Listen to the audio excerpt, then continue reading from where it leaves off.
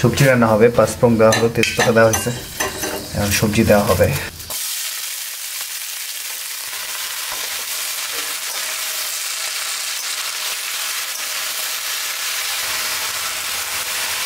হলুদ দিয়ে দিলাম, হলুদ দিলে ভালো কালার হয় আর কি সবজিটার।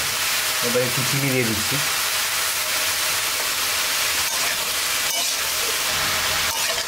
ভাপে ভাপে সিদ্ধ হয়ে যাবে। আদা বাটা দিচ্ছি, এখন দিব রসুন বাটা,